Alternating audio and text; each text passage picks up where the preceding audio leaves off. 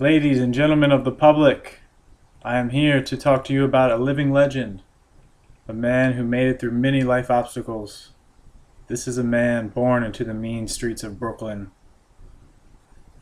He was born an undersized child, teased and pushed around by the older kids for his lisp, one day becoming grown. In that growth of tribulation, he was in and out of juvenile detention centers, until one fateful night that brought him to a group of disciplinary cottages in upstate New York known as Elmwood. In his time at Elmwood, he began to drop his bad habits and begin to fight with a purpose, as one of his camp counselors there was an ex-professional boxer. During his time here in Elmwood, he was a boy in a man's body, only 17, but bigger than the size of most adults and counselors. He began to look up to this ex-boxing champion by the name of Bobby Stewart, who was one of his many teachers at Elmwood.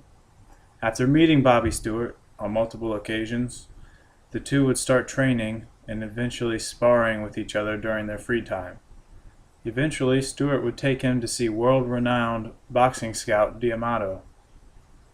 During that meeting with D'Amato, him and Bobby Stewart fought in a showcase spar that had the scout screaming for more.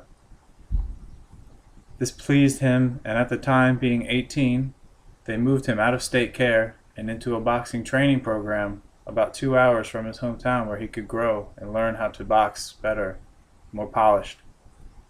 It didn't take long for my man to move up in the ranks amongst fighters.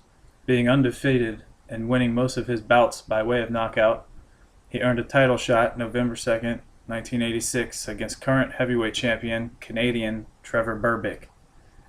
He also became the undisputed champion, meaning he had all the heavyweight belts from the 4 major boxing organizations. To do this, he also defeated James Smith, Tony Tucker, and Michael Spinks.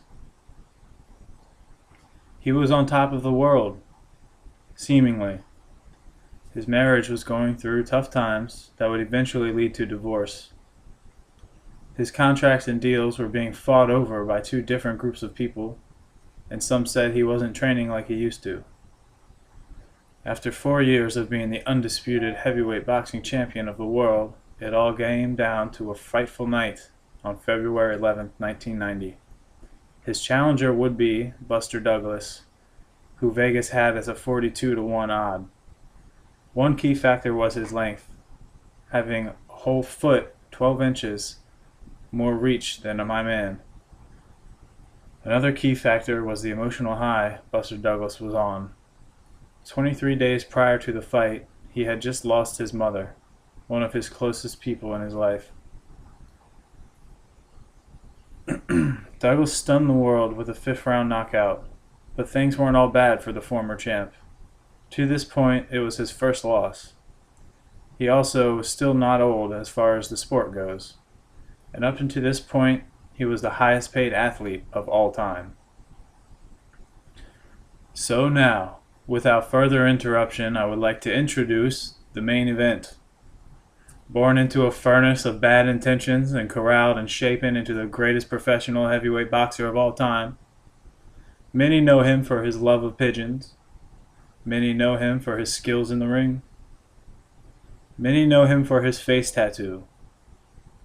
And many just know him from his part in the movie The Hangover. I give to you Mike Tyson! Mike Tyson, ladies and gentlemen. Thank you.